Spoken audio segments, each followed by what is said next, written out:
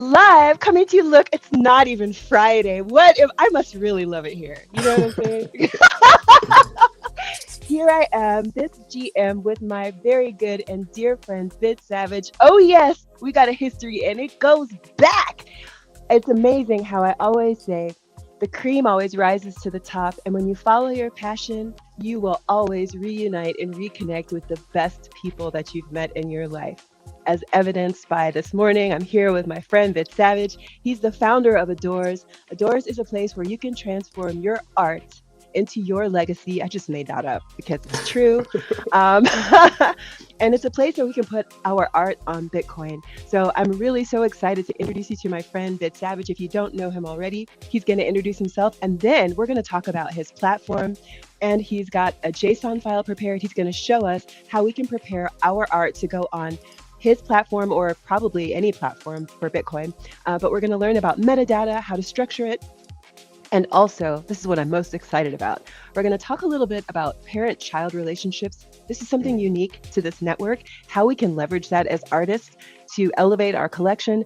What's really special about Adores and why this is such an important conversation for today and at this time is because artists, especially crypto artists, we've been plagued by platforms shutting down, Mm. marketplaces shutting down. And you know what? It's sad and we hate to see them go, but it's just a way of life. So, how are we going to navigate? What is the solution? Well, the solution is to mint our art in a way that is sovereign, so that even without the UX of a marketplace, our art has a place that it's living, it's a place where we can access it and we can find it, and it all makes sense. So we're going to get into all of that today.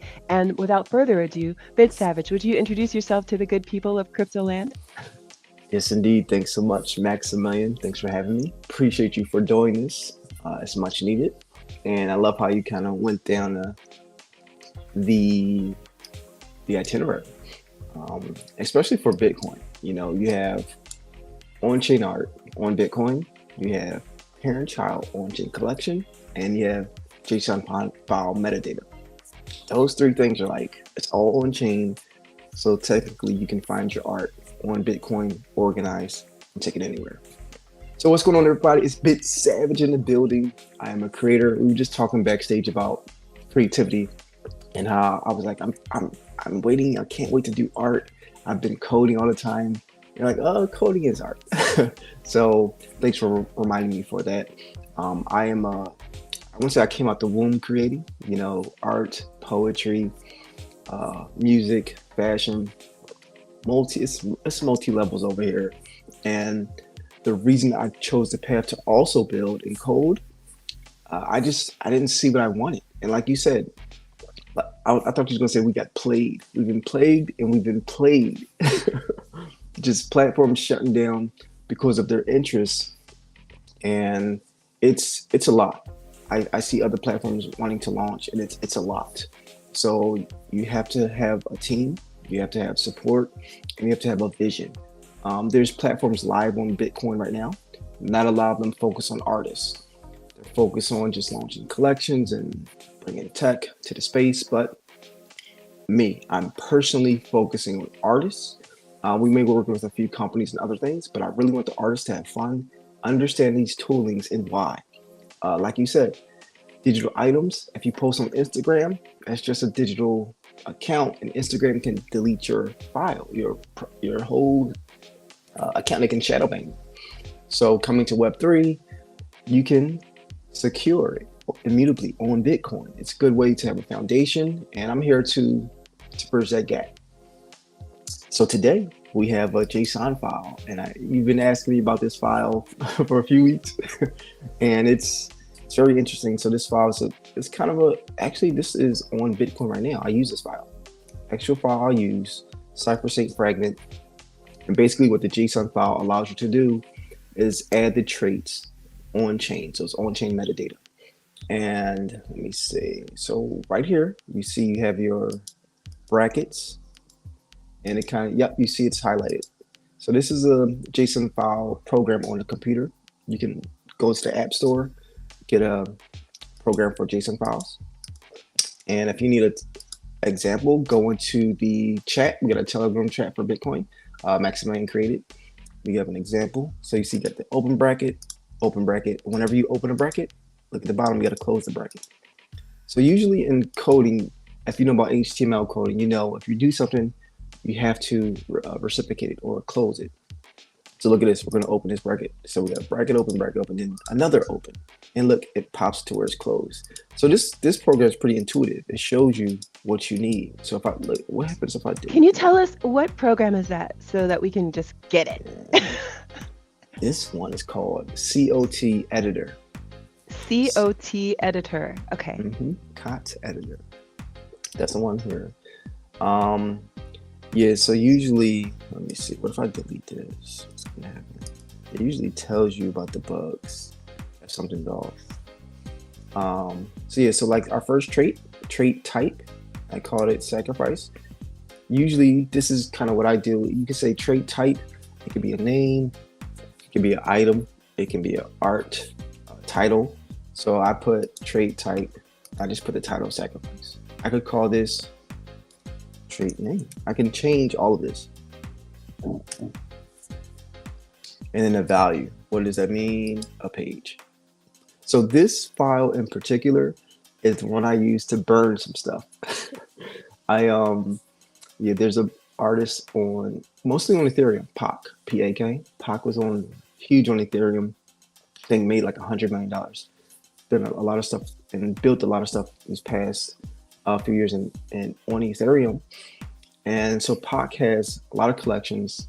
And I said, you know what? I'm gonna burn a page. And these pages used to go for like 1 ETH. They're up there doing. Okay, wait a minute now. You have to you're gonna have to like bring me in a circle. Burn a page. So what does this entail, and why would you do this? And how did you get this page that you're burning? Yeah. So Pak, there's a whole Ash community. So Pak mostly launched on different platforms. I think like Manifold and Nifty Gateway.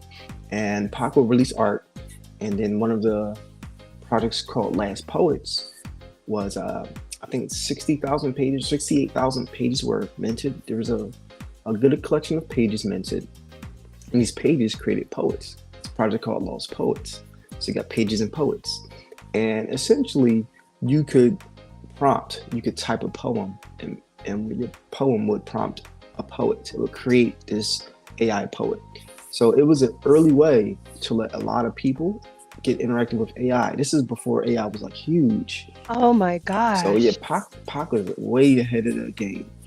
And so for me, I was interested in the lore, interested in the mystique, the mysteriousness of it. So I got in there, got some pages, and you could take your pages and convert them to poets. So I did that and had a few pages left over. And I've just been holding everything, I think this is what, 21, 22, 2020, 23. It just had this product launched years ago and just sitting there.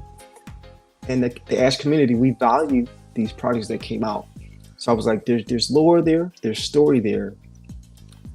And I'm gonna use these. I love the collections that came out. I love the community. And I wanna use this lore and tie it to Bitcoin, bring it over to Bitcoin. I also have some fun ideas. So the pages were Ethereum, and to burn them, you send them to a Teleburn address on an ordinal. So whenever you make an ordinal, you get an Ethereum address. It's a Teleburn address. It's just randomly generated. There's no seed phrase. So you can send your Ethereum technically, and I think someone burned a pump and someone burned the ape. I think they got sued. So it's a way to be rebellious. So okay, so like this is hot. This is so hot. So like so when you burn something by teach you how to burn. Yeah. It's just like that GIF I always use with the lighter and the fire. That's me for real, I'm like, wow. So when you do this, right? What's happening? Like what's actually happening? And why would you do this? Why would you burn a page? Yeah, so essentially, like I said, when you create an ordinal, a random Ethereum address is created. And so basically when you send something there, just no way to recover it. So that's why it's called burning. It's a Teleburn address. And you do that to make a statement, to get rid of it, some people burn the punk and create a new punk on Bitcoin. So it's a way to say, okay, I'm burning this off of Ethereum and generating it onto Bitcoin. Or I'm burning this forever and I'm generating new tokens on Bitcoin. So it's whatever angle you take to burn. It could be a statement, it could be a publicity stunt. Let's say if someone had a Beeple NFT, say I'm gonna burn this.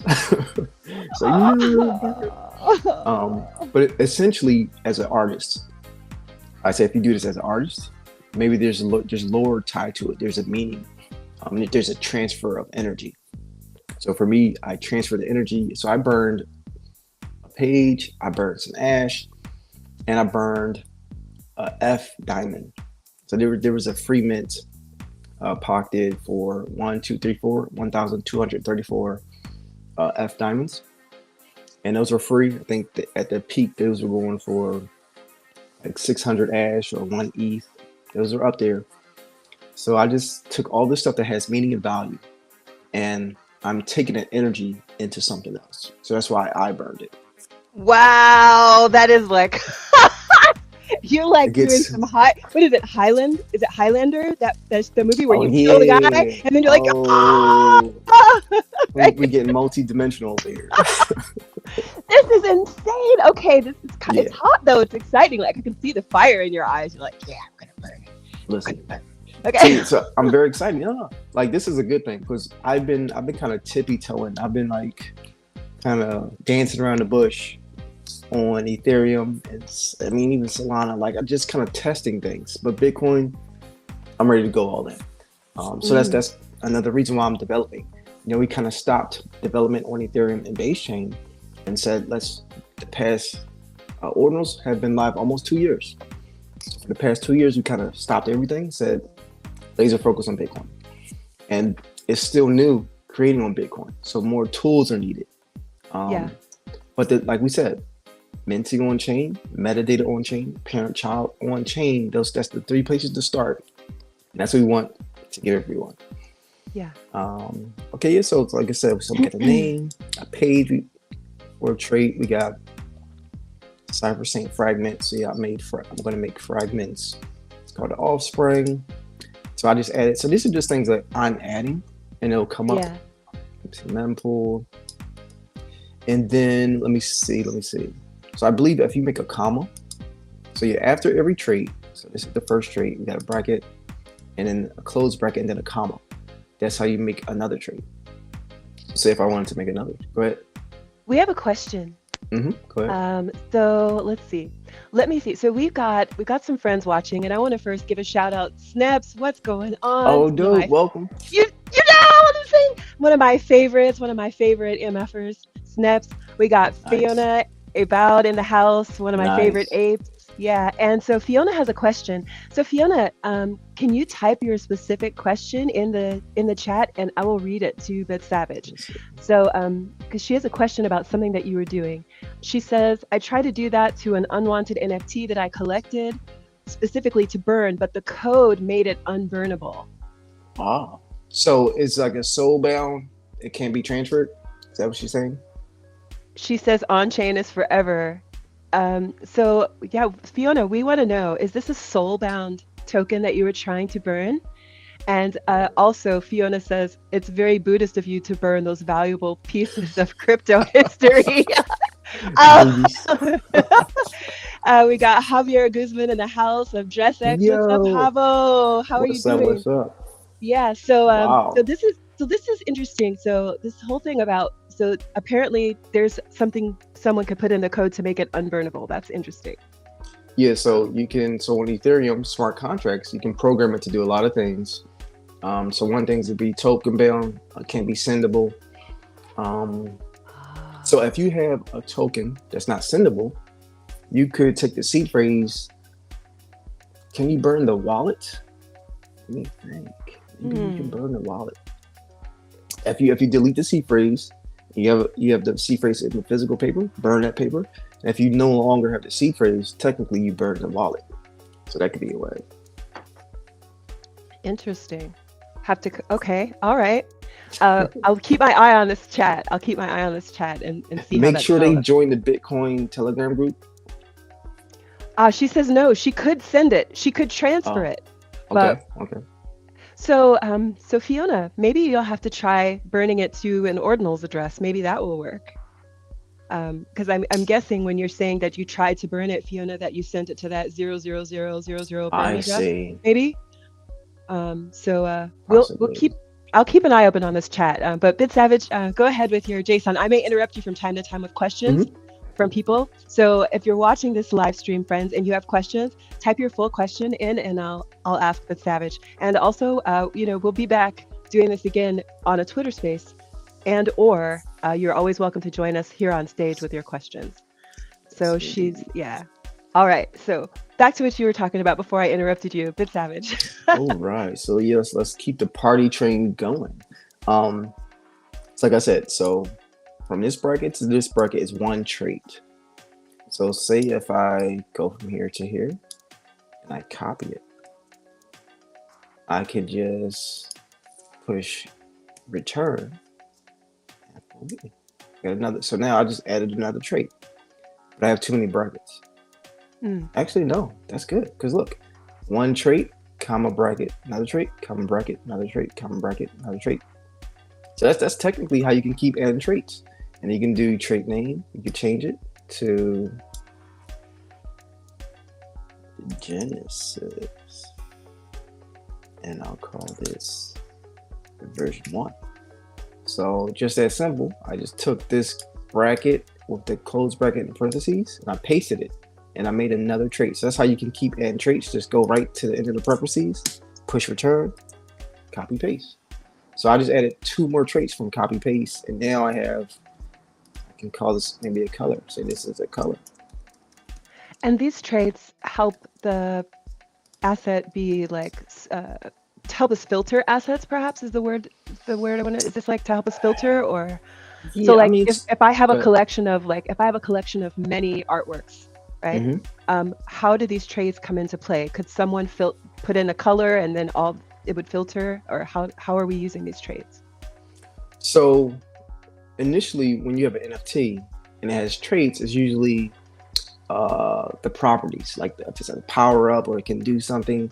When it's art, you can add the name, you can add the year, you can add the creator, the artist name. You can add the essential values you want someone to know about the art, and I believe it's searchable as well. So you can search if the DApp has a search bar, it can allow you to search for the traits. So it can say, hey, there's a Maximilian piece, and they search Maximilian. It can be searchable by the metadata. Um, Also, you can there's recursion. There's a lot of things you can point to the metadata to interact with it. But essentially, it's just if your art is on chain, how will someone know it's yours? They can look at the metadata, say, "Oh, this is Maximilian, created 2024 for this collection." So that's a way to see it on chain, on Bitcoin, and read more information. If it's just looking at art, underneath will be the metadata. Got it. So this is actually something that we could do to plan things for future in a way. Hmm. You use the word recursive. Could you unpack that a little bit? Oh, another Easter egg. No, Yeah, no. well, So it's really important. I just want to highlight. So I had a really great conversation with Kane Kane Mayfield. Shout out to Kane Mayfield. oh, dope. Um, Okay. yeah, and we were talking about music. He's got a really, really exciting project coming out. I can't say much about it. I got to let him break it. Okay. But he has a really exciting music project coming about, and we were talking about putting music on Bitcoin, and we are talking about the limitations and file sizes, Hmm. and recursion is like one of the things that we were talking about as like a potential solution for larger files, large art. And so I wanted to know when you're talking about the JSON file, you're talking about adding metadata, and then you use the word recursion. I'm like, so how is all that working together? All right. So recursion. So let me show one more thing. So like we saw the close bracket, open bracket, parentheses. Those are traits. Now, say if you're doing more than one file, you can close the entire bracket right here and do a comma and add more traits. So technically, this top part should be for the first file you inscribe, Mm-hmm. and then this closed solid bracket. This should be for the second one. So technically, you can generate all your traits for all the files. If you have like two files, this will be two Mm-hmm. files because that bracket's closed. And then I can do it again. Open, close. I deleted it. There we go. And then I can do it for another one. So the brackets matter. In development world, the brackets matter. All brackets matter. Now, I'm gonna make a T-shirt.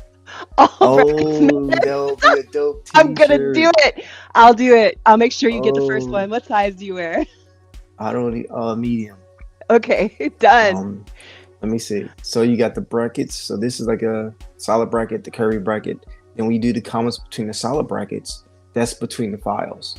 So if this is one file, this would be two file. This would be three files. So if you're doing a collection of 10 different pieces of art, you need to make 10 different bracket.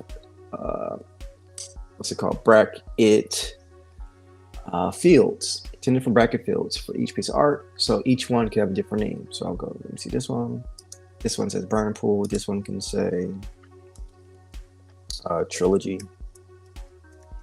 So each one, truly art. That's not even spelled right. But so you kind of get the picture. So now recursive. So recursive is basically, if you know Photoshop, it's layers. Yeah, 4 layers. No, so recursive is layers. And essentially what people do is they'll inscribe a background. And the background could be like black and white, could be a tree, could be nature, could be a solid color. So the background would be one layer. The next layer would be either the subject, the body. If it's a PFP, maybe a face, a body outline. If it's artwork, maybe a few brush strokes. Then the third layer could be even more color. If it's artwork, could be the face and arms if it's a PFP. And then the layer on the very top layer could be like the blank, the jewelry. Could be the final outline of the artwork. And then so once you inscribe each layer, the cost, depending on the coloring in this file size, should be low. And if you're making a single piece, each one should be the same size. So just like a Photoshop file, if it's 500 by 500, each layer is going to be 500 by 500. The bottom layer will be solid. It'll be like a solid color, a solid background. The next layer will be transparent. Your export is a transparent layer, so you only see the body, whatever you want to be on that layer. So each layer will be transparent, so it can technically be flattened as one image. And the way to do that is you need a platform or a coder developer to take all the inscription IDs. So what happens is you'll inscribe each one, and when you inscribe, each one gets an inscription ID. And now you can identify it on chain by the inscription ID. You no longer need to inscribe a file. And so when you inscribe an inscription ID, it's called delegation. So technically, it's like recursive is taking these IDs and delegating them to one final file to get a flat image of a new piece. So it's taking these endpoints to get a new final piece. That is really, really exciting. Yeah, that's And amazing. so with all these layers together in this particular order, and I determine the order by how I order them in this file. Is that correct? Like what's on the top, bottom, etc. Is it by how they're going in order? So to do the order, you need either the DAP. So the DAP, when you go to the DAP, it'll say first, second, third, or a developer will put first, second, third. You need a little bit of help to do recursion right now. So you basically just, the UX UI just has to allow you to do, okay, I want this one first, second, and third. And then possibly a viewer to kind of show the end result so you can see. Because some collections, things get behind and messed up and they come out, like, I need to edit a few things. So it's good to test this out before you actually inscribe it. Okay. But yeah, so you'll go ahead. I'm sorry. So I was just going to ask you. So if that's something that we're doing this metadata, as we're preparing our artwork for Bitcoin, if we know, like right now, if we're doing this JSON file, is there something that would be helpful to put in if we know that we want to use it recursively later? Like, would it, Hmm. yeah, you know what I'm saying? Like, is there a way for us to kind of help the developer, help ourselves as we're creating the metadata that can, Yeah. yeah. So usually, let me see. Where's my mouse at? So say if I believe the way I have it set up now, this first one here, maybe the top layer. So if you got top layer, second, third, fourth, then down here will be the bottom layer. I believe that's the setup, Hmm. and that might be the default setup, from top to bottom. And most likely they can program it any way they want. But so to help the collection maker or the developer, or even yourself, you could name it the same thing. So say if your top layer is the outline, you could say legendary outline. So now you could name the file that as well. And this is when you upload for recursive, you have everything in a folder, and you have to name the files. So if the file is called legendary outline and the trait is called legendary outline, you know those two are what you're talking about. And then let me see. Let's go to the bottom. See if the bottom was called um, Atlantis, and now you know at the bottom this is your background. If your background's Atlantis, now you know the developer knows um, this is the corresponding trait that's going to go with that bottom layer, that background layer. So does that make sense? Yes, I think so. Well, all right. So basically, say if you're making a Pepe, Yeah. you know, now, your Pepe. now I understand. Yes. Now we're about to lock in now. And your Pepe has a background. Yeah. You could technically name this Pepe background Atlantis. So now you know that's the background in the trait, but Yes. then you also have the background file, that background Yes. image, and you'll name that Pepe background Atlantis.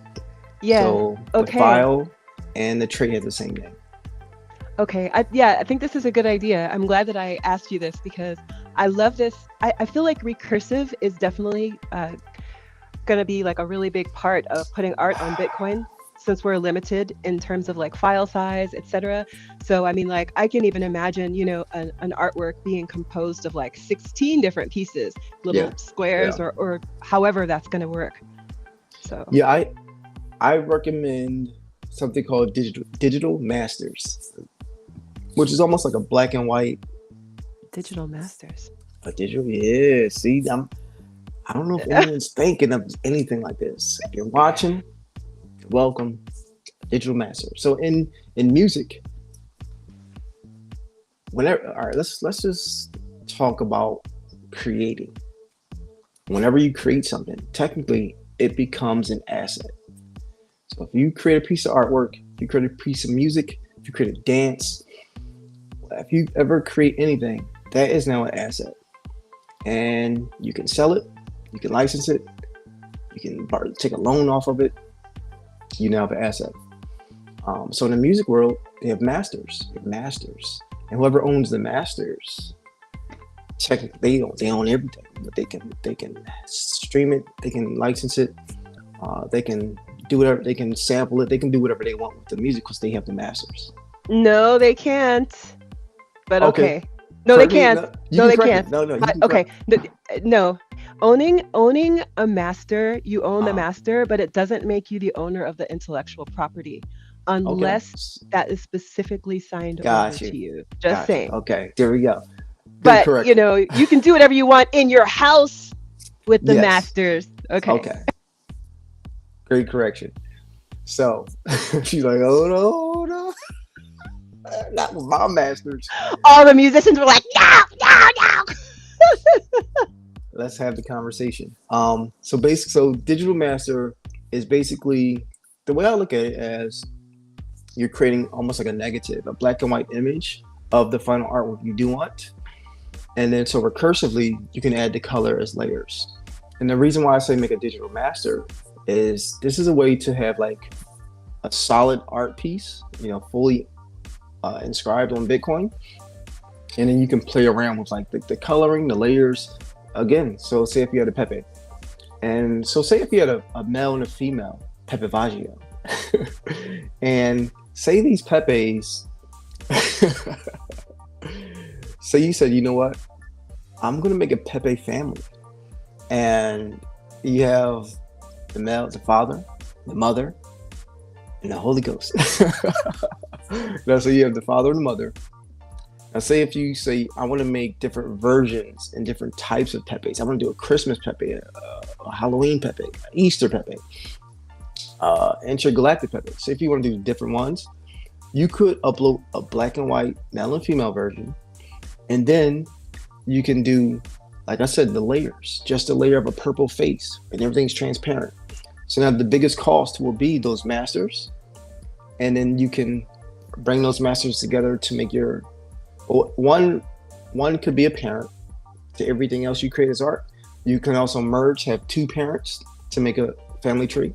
You have many parents, but if these are your digital masters, then you can bring the colors. You can bring purple face, green face, red face, orange face. You can bring a lot of different faces, and that cost is going to be way lower than inscribing a full Pepe each time.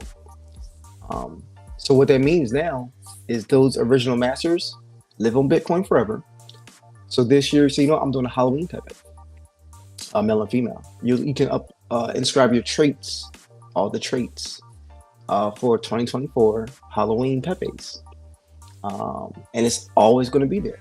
And say, you know what? Okay, we did our Halloween Pepe recursively. Now I want to do a Christmas Pepe. You inscribe your Christmas Pepe traits, but you want to add a little skeleton. It's everything's still on chain, so you still can use stuff. You can mix it, you can match it, you can remix it into the future. Like this is incredible. Hold on, can you? So essentially, thank you. So essentially, the more layers, the more recursive layers I create, the less and less it will cost me to create more artworks future, yep. on the same, like, over time. That's true. Mm-hmm. That's amazing. Could you talk a little bit more about the parent-child relationship? I'll be honest with you, I'm still like really kind of foggy on like understanding how to use that exactly. Especially the things and specifically that I'm confused about is, like, I understand like creating a parent, and then I understand like I understand conceptually the idea of creating these children, right, that are spawning off of it. But what I'm confused about creating two parents and how they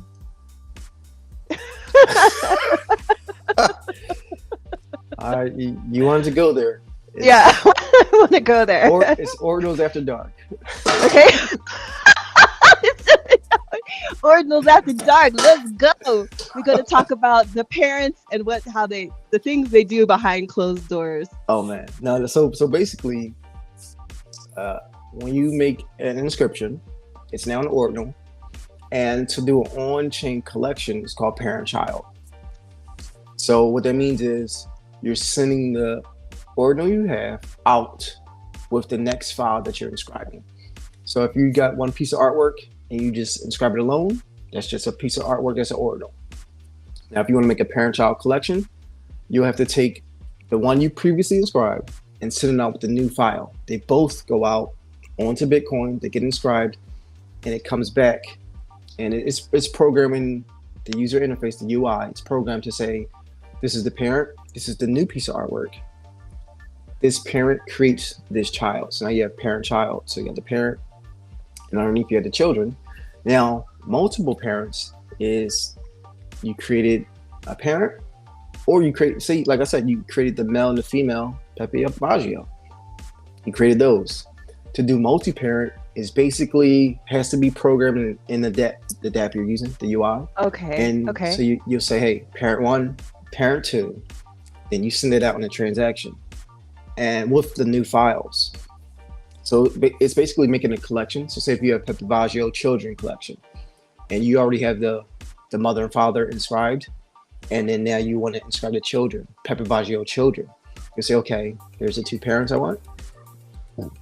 Here's the new children files. It all gets sent out and to Bitcoin, to the ordinal laboratory. Yeah. Since it's launched, broadcast to the mempool, and so it's basically in the mempool. It's programmed how these things return, what's getting attributed, and so basically these two parents combine now. So instead of just parent child, it's Hmm. programmed to do parent parent. These two parents made these new children. That's kind of how the technical process works. That's interesting. Thank you for explaining that. I'm gonna get this. I'm like, it's coalescing. It's coalescing. No, So it's yeah, easier to see on. Well, for me, I'm pretty visual. I feel like yeah, visually you'll get it easier. yeah, Can I send you? yeah. Well, if you go to the website, let me see something real quick. Let me shoot shot. Let me shoot shot. We have a question from Fiona. Yeah. She wants to know, Uh-huh. can Bitcoin NFTs be minted on a split contract? Fiona, Can are you talking Bitcoin about NFT? like so that you could share the like? Do you mean like a shared like the way that we do a split contract for like Ethereum to like share the revenue? Is that what you mean? Let us know. But yeah, this is her question. Can Bitcoin NFTs be minted with a split contract? Split contract.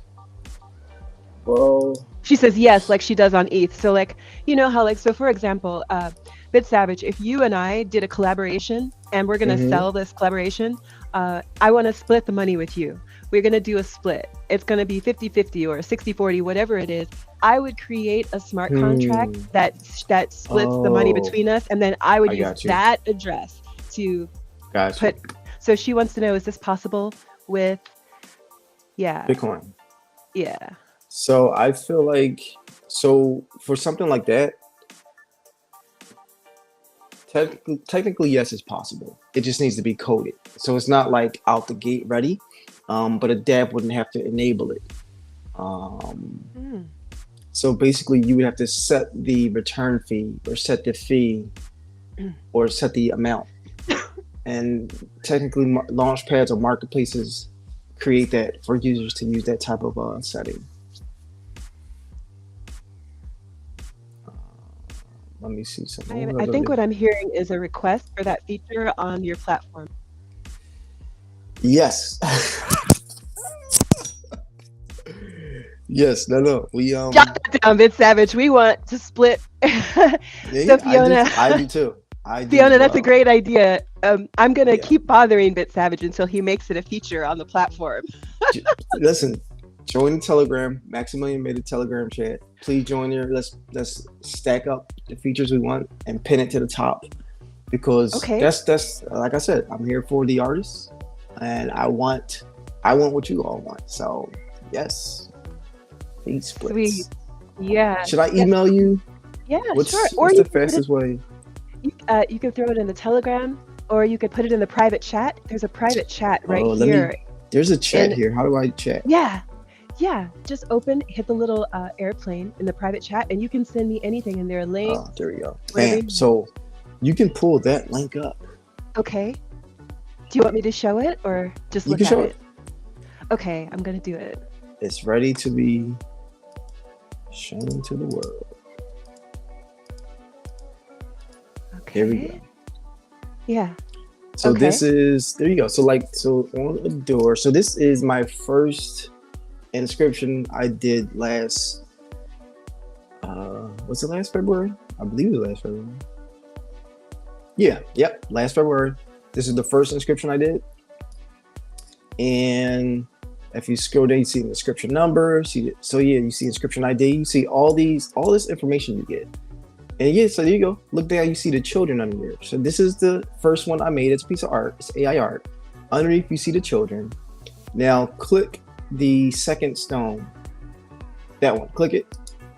Now you see. Let's scroll down a little bit, and you'll see this has multiple parents and multiple children. Mm. So I How do you get used to have 3 parents? I the. see. I think I did one with 6 parents. So it's basically the UI. The UI has to enable it. So we're working on we're gonna work on multi-parents for Adores. Right now we have 1 parent, but we're gonna be working on multi-parents as well. So there's a way to tell an on-chain story. And so the cool thing is you see this on the doors. But like we said, if any platform goes down, you can still see this on Bitcoin, on chain. So this is on chain provenance, on chain collection. So how would a person get to see something without the marketplace? Like, how would they know? How would they be able to find this? Good question. Let's do that right now. So what I'm going to do is I'm going to do the inscription. I'm going to just take the inscription ID. I'm going to go to ordinals.com. I'll send you the link. So let me do that. Okay. And what I'm going to do is link. Let's see. This is the moment I've really been waiting for. This is the moment. This is the moment we all been waiting for. Yeah. There goes it's the really link. Okay, so the reason why I get so excited is because there are a lot of things that we know are possible in theory, right? Yeah. But it's not the same thing as something actually like working and being usable. Scroll down. So this is ordinals.com. This is directly showing what's on Bitcoin. Ordinals.com. This is what was launched. You see the children. You see all the information. Let me show you. This doesn't have any metadata. But yeah, so click on that second stone again. Well, first of all, click all. Go to all. Go up a little bit. Scroll down. No, scroll down. Yes, right there. Underneath the children, it says all. Click that. And you'll see all my children. Okay. Got the chat bot on there. Got spirits of Satoshi, our ordinal. 65 spirit miners. So these are children. So look, now click on that second stone again. Yep, that one. So click on that one. But it says you see the parents, you see the children. Yeah, so this is finding it without going to the Adores platform. Without going to any platform. If any platform shuts down, you can always come here, see it on Bitcoin. But ordinals.com is a platform too, right? So technically, ordinals.com is hosted. So to see it on Bitcoin, you need to go to like mempool or let me see, OrdSpace. Is it OrdScan? Let me see if it's OrdScan. So these are websites. Let's see. So there's something called mempool, and mempool is everything's broadcast. And then you can go to, there's another mempool, different version of mempool that, let me send you this one. Okay.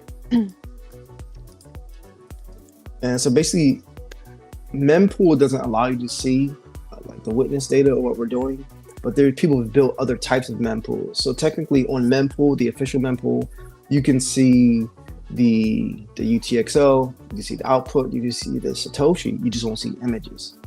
So I just sent you another link. Yep. So OrdScan, this lets you see what's on. It's a different version of mempool. It can show you actually what's happening. Yeah. This is great. So these are different ways to see what you're doing. If anything goes down, even if this goes down, there's other ways. As long as you have the inscription ID, it's always on Bitcoin. It's always there. Yes. Fiona wants to know what website. This is ordiscan.com, ORDISCAN.com. Yeah, this is so super important. And I really appreciate you letting me, pull on your coattails because this is like really important. Over the last few months, so many platforms have shut down, and it just leaves us professional artists scrambling because we invested time and money to put our work on these chains, and then the marketplaces go down. The art is still there, but it's not accessible, and there's nothing that will put you into an existential misery like having all of the art that you've created suddenly disappear. I some of my early NFTs from 2018, they're not working how I want them to work. I'm like, what can I do to save them? I made stuff on like OpenSea and Engine. Engine was a big chain, but those early NFTs I made, they're trying to disappear on me. Yeah. Okay. Damn. All right. Yeah, I mean it's just it's like it's kind of hard to it's hard to resign ourselves with that with those kinds of things. It's like it could happen, but Mm. you know Yeah, I mean, so another thing is like if you're used to having a website, you're kind of used to going through like either GoDaddy or whatever hosting platform. You're used to digital maintenance, so this kind of brings in a different type of digital maintenance. It's mm, you don't want stress around is the chain going to survive? You're like you kind of want some security that the chain will be there, and then the next layer is will the platform still be here? So it's in Web3 just kind of being a little bit extra careful to say, okay, I recommend everyone to build a foundation on Bitcoin and then experiment with Ethereum and the other chains. hmm.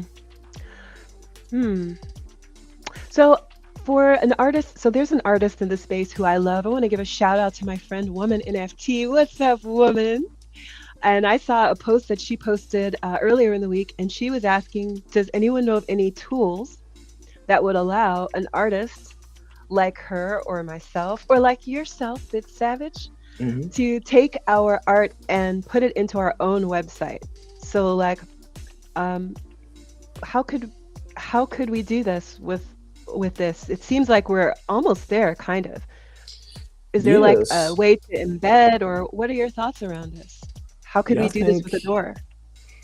yeah, I would say embed. I feel like, let me see, I don't have one here, but we can enable an embed link. Yeah, so Ah, that's that's something that I believe we had it on our roadmap for an embed link.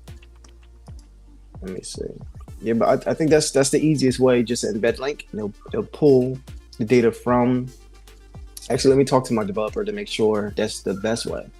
okay. Um, because as long as you have the inscript, I believe just the inscription ID, then it can show anywhere. Um, so yeah, I recommend having I guess it's like your metaverse. It's your place to send people to come see. Hmm. So some people have websites. They have like a Yeah. spatial. They have a 3D place built out. Well, Um, like that's nice. Like, see, the thing is like Spatial is amazing. However, the thing about Spatial is it's a centralized platform owned by it someone is. else. So, It is. like, for example, Spatial used to be free, right? Now, Oh, I'm not against any platform making it has money. to be still be free. No, no, it's $10 a seat now. And to be honest with you, it's time. I'm definitely not against any platform making money. Shout out to the Yeah, team at Spatial for all of their yeah, work. They definitely deserve the $10 a month. But what I'm saying is, hey, they do. But what I'm saying is that what if next year it's $70 a month? Or mm, what if we're back to it's really important for artists to own where our art lives. Now, in a private yeah. conversation, Bit Savage and I talked about my desire, and let me just check the time real quick. Oh, okay, we're at 9:30. On a private conversation, Bit Savage and I, we talked about how to present the art in a way that also would outlast our lifetimes. If you've been following me for Mm, a while, you've definitely heard me say that when I die, my family doesn't even really understand like what the hell it is I do. So no one's going to be mm, paying for my website space. When I die, my web domain and all that stuff is probably going to just at some point, it's going to probably blink out. You know what I mean? mm. At some point, this may happen. So what I was talking about with Bit Savage is, creating like an HTML website, creating a website that's on chain, like something where Got I you. don't Yep. have a monthly fee that if I don't pay the fee, Yep. the website will disappear. So I think that's really the ultimate solution is for an artist to build a website to hold your art on chain so that if you die and your family doesn't know that they need to pay the 9.99 or whatever you pay to keep your .com alive. No, this is real shit though, right? That is true. That is true. Because you got to keep that .com alive. Um, this is like this is what we're really moving toward is yes, we should have the 3D immersive spaces because that offers a great experience for people who roll Yeah. like that. We should have the .com website for easy access for the whole world to easily come and find our stuff. But also we want to have something that really is immutable, something that really can live forever, something that isn't going to disappear that first month that your bill doesn't get paid. Yeah. They Yeah. so I'm looking at Spatial. It says they still have a free one, $0. Then they have the $8 Okay. one. Right. Gotcha. I think you'll find that I think you'll find that to do some of the things that you want to do, you're actually going to need The the $8 per the month. paid one because I see. um, your Yep. features are going to be limited. Very So limited. Yep. I yeah. see. Oh, That's Snaps true. Snaps in the house. He says on Cyber is free. On Oh yeah, Cyber on is. cyber. Can I just say on Snaps said that's amazing, amazing That's pickup true. because On on Cyber cyber. is amazing. The controls are amazing. There's so much you can do in there. You know, with Spatial to really get it popping, you've really got to use Unity. But with on I Cyber, you can see. get a lot done without Unity. And That's true. Snaps giving us more alpha. Snaps says, "Yep, you can put a whole website on chain." The issue there is that it's immutable. So updating it with new work would be a challenge. Ooh. Well, So go let's for it. talk about it. Let's talk about it. So on Bitcoin, there's a way to update your files.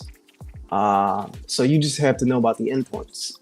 You can do upgradable ordinals. So even though the ordinals immutable on chain, if you do it through HTML, so it's basically you're uploading a computer program. So okay, read for these endpoints through parent child. So that's how we're doing it through parent child.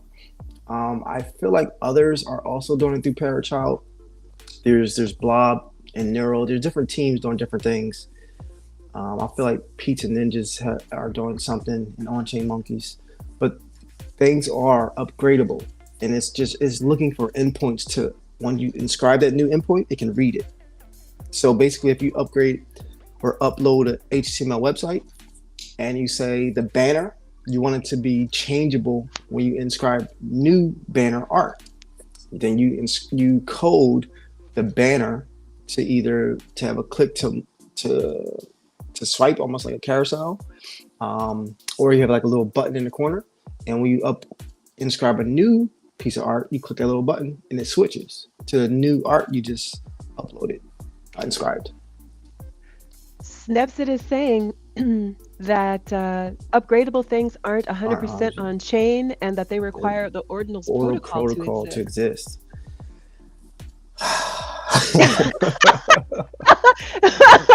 Snaps need to come up here, man. But so snaps, it's all on. You have to inscribe the files, so the JSON files, the HTML files, the CSS files. You have to inscribe everything. So everything for it to work, it all has to be on chain. You can't host Okay. it on Amazon or any other hosting services. So for it to be upgradable on chain, you have to put everything on chain in order for it to work. Okay. So so what I'm hearing then is we are creating an immutable HTML website. Mm-hmm. However, we're making it dynamic Dynamic, yeah. by creating a segment of it that we can switch out with new information. Like so, in my mind, right? So for friends who don't know, I as like a as a hacker, right? I it's like part of. Oh yeah, you know I love hacking. So like I'm thinking about how I would do this bit savage, and I'm thinking like Mm, when you say to create this part that is dynamic, I'm kind of thinking like a menu, yep, that's it. right? Hmm. With a That's it. dynamic menu, and so we can like upgrade that menu, or Hmm. we're switching out the menu to include the new links to the new artworks in a way. That's it. Is this Yeah, right? that's correct. And it's kind of using that same logic. I want to release like Ordinals 3.0 or Ordinals 4.0. Let me see. The old stuff still exists. Yes, old stuff. Hmm. Yep. So you're basically yeah. So you're basically allowing interaction with the old and the new uh, endpoints. And it's basically how you code it. So if you inscribe a Pepe Baggio HTML website and you code it, get it how you like it, everything's up on Bitcoin. Then you say, okay, I'm releasing another collection. Maybe at the header or in the middle page, you have a carousel that's already coded. And when you inscribe the new collection, it pops right up there in that carousel. Um, like I told you, let me see. Even the bot I'm working on, the bot I You sent want to you, share your screen, I or can. or Let do me you want see if me I to can. do it? If you want to send me the link, I'll pull it up. Tell us about the bot. Like, okay, so two things. Number one, I know you have to go. You said it. You Yep. have to until 9:30. Do you Yeah. have time to tell us about your bot before you go, or do you not? I got some more. Yeah, let's end on the bots, the Okay, robots. one more thing, one more thing. So Snaps has this comment. He said it's Mhm. all dependent on the ordinals protocol. Ordinals are great. They're like NFTs for Bitcoin. Just because Yeah, it's an ordinal doesn't mean the image is on chain though. Some of them are, some of them aren't, just like NFTs on ETH. that's yeah. So in the beginning, I feel like everything used the initial ordinal protocol to put it on chain, but there's some ways to have the art hosted off of Bitcoin. And I feel like on Magic Eden they tell you if it's not if it's off chain or not. And I feel like I don't know why people would do that. They're just people are experimenting doing all types of stuff. Um, You mean you but don't know why people are putting art off chain? yeah, well, I know there's something Why? called Because we have big ass files. that's just true. Nobody wants to pay $4,000 to put the picture of their, There's you know. so what I'm talking about is DMT. There's something called dynamic matter theory, DMT, and what they do is they use code. So they code, I believe, the Bitcoin hex, the hex value, and they take the value of I think the blocks to generate new art. Yeah, so Mm, so this is a as you see the text type length is text HTML file. So this bot I coded okay. all HTML. Now to make this upgradable, I would need to do some CSS and Java coding. I would need a few different file types and endpoints. But right now, I just made like a self-contained chatbot. But in the future, I want to make upgradable chatbots that can have information on ordinals, on Bitcoin, on artwork. It can be an on-chain education system, on-chain supporter for things you create as an artist. And so, like with these type of bots, you can give it keywords. People can type in, what art am I looking at, or what is an ordinal. So just fun stuff like that. And like I said, I feel like I'm the first one to kind of inscribe the bot and experiment in this way. But essentially, I want to allow these bots to live with a lot of the artworks people make. It's like, yeah, it's cool to inscribe an ordinal, but what if you had an on-chain assistant as well, or an on-chain bot that can tell you about the artwork? So I'm over here very innovative, just thinking outside the box to have as much on-chain as possible, to have Hmm. fun, to think of the space in a new way, and use the technology that's advancing very rapidly right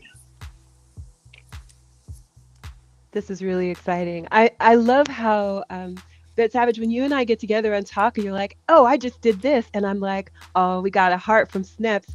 I got to give a shout out to my brother Snips because he is, definitely, hanging 10. He's leaning forward into the space with all 10 toes, hanging off the now. edge of the Nice. surfboard. He's leaning into those waves, and he really knows his stuff. He's From the very first day I met him, he's been Uh, extremely noisy about stuff being on chain. I remember when I first heard nice. him pitch. So Snaps is the founder of, a really great, art project too, Mm-hmm. um, called Nakamingos. And so Nakamingos. Nakamingos, they're really adorable. But the first time I heard him pitch his project, he said it like this. He's like, "Yeah, this is art that's actually on chain." It's actually on chain. Oh man. Actually, he put the snap, the actually on chain. Oh You man. know. Let Yeah. me see. So if you in type in "I love you" into the bot, see what happens. Okay, so now how do I type "I love you" into the bot? Right now I'm on the page where the so oh, I see. Okay. I So love you. Oh my oh, the bit savage. So the that's bot just says, "Wow, that's amazing. I never felt anything, but speaking with you makes me feel alive." I think I love you too. I hope I remember this tomorrow. Oh, Bit Savage, your bot just knows all the right things to make a girl feel special today. And there's like little Easter. It's not gonna remember tomorrow. It's just only in the moment. We only Oh, have this moment. so many people like that. See, I so told so you that I loved you. I meant it at the time. oh, humans. Don't get me started on humans. Um, but yeah, so there's fun ways to do things. Like I've hidden a few Easter eggs in this bot, like a seed phrase. But Oh, you've there's hit a so much seed phrase. there's so much to do in this space. You hide things, you can have fun, and I'll be back tomorrow. Absolutely, No, no. absolutely. I'm like an experimenter, just doing things. So whoever's paying attention will benefit from kind of digging into what I'm doing. Absolutely. Amazing. Oh my gosh, Bit Savage, thank you so much for your time today. I know Yeah, you gotta go, but you'll we're be gonna do it back with again. me. Yeah, we'll be Yeah, back. we're gonna do it again. So just for clarity, are you coming back on Tuesday or Friday? I believe we're coming back Friday at 8 a.m. Yes. 11, Okay, 11 great. a.m. Eastern. Yes, that's right. So we'll see all of you friends again, and bring your questions, and we'll get together. I have a feeling like maybe some people might want to like jump in and chat with us. So Mhm. maybe on Friday, if you're open to it, unless we got to show something, maybe on Friday could be a Twitter space so that everyone can talk and ask their questions directly. What do you think? Let's We can do half and half even. let's do half and half. Okay. So our launch pad is going live, and we want to do like some small fun things to where we get the launchpad live, release some artwork. Say some artists want to release a one of one or a small collection. We want to just do some small fun things to get the launchpad live, a soft opening. Everyone getting their first order, maybe inscribing their first piece of art. So we'll see if we can do that Friday. Yes, Mm. okay, sounds good. So, everyone, we will be back on Friday. We're going to be back live streaming, and then we're going to stop the live stream and we're going to open up an X space so that all of us can be talking together. You know, this whole setup between live streaming on Twitter, is not perfect, but we're going to make it work. We're going to make it work. So, please join us again on Friday at 8:08 because we all about that bass. And we'll be live with Bit Savage and Adore's platform. Thank you so much, friends, for joining us. See you soon. Thank you so much.